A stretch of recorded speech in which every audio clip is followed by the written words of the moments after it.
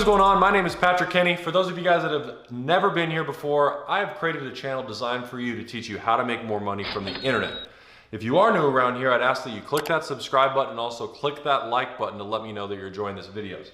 Today what I want to talk about is increasing your credit score, how to have good credit, but also do it especially if you were young. For those of you guys that don't know me, I'm currently 23 years old. I've managed to have a really good credit score without much credit usage.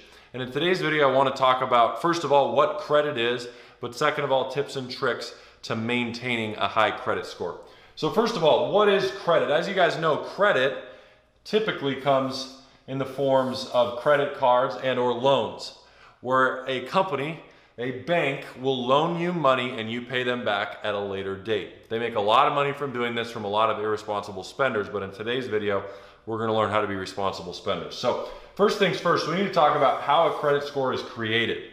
Okay, credit scores are created through a few different elements, and each element has different weights of importance, and I'll talk about that as well. But number one, obviously, as you can imagine, your payment history is the most important component when it comes, and it takes up, around 30% of your credit score. That's what it makes it up of. But your payment history is extremely important. This means just paying back those banks on time. Now, for a lot of people, they think with credit cards that means just paying the minimum. No, that's not what it means. That means paying off your credit card on time. You need to pay off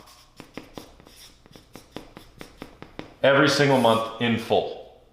And that is what a good payment history comprises of. So people that are telling you to pay off a little bit or telling you to pay off the minimums, even though I hope nobody's ever told you that, pay it off in full every single time, okay?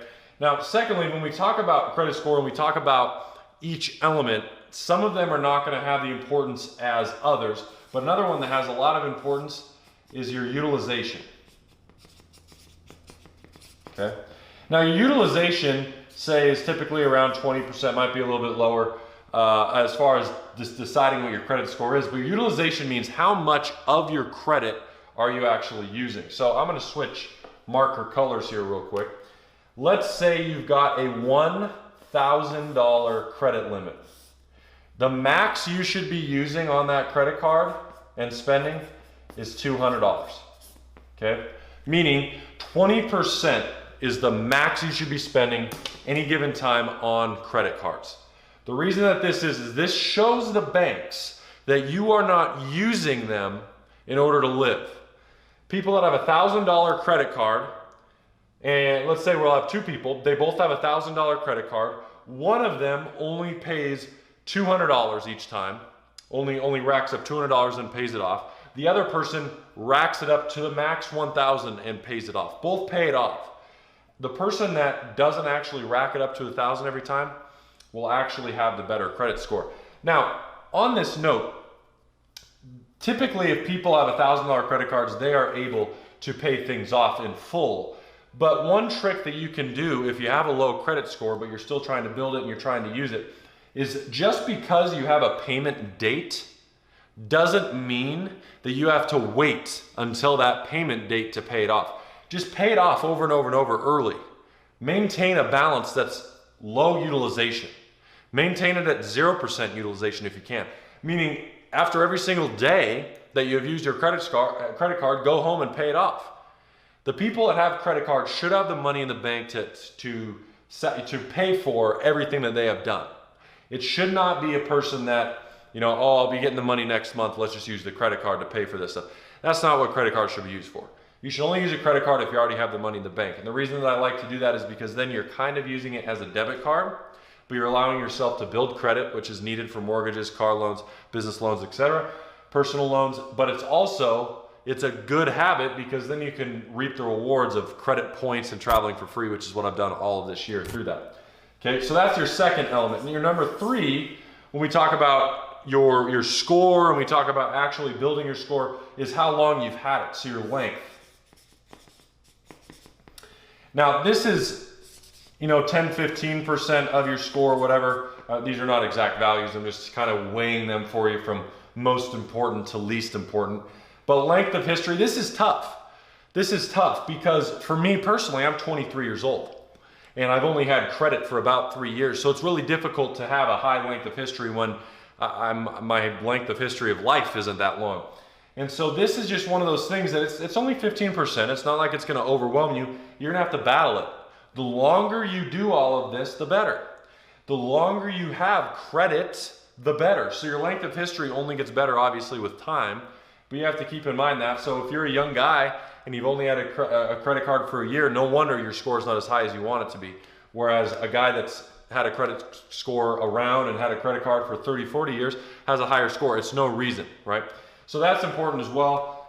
There is 5 elements here, so I'm just gonna notch these down. Okay, number 4 and number 5 are a little bit different, okay? So number 4 you could call inquiries, they call it, or new credit lines.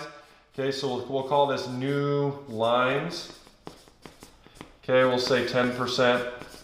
And number 5, as I like to call it, is the mix. We'll call it 10%. All these values will be a little bit different dependent on the situation as far as weight goes. But new lines means how much new credit have you gone out and gotten.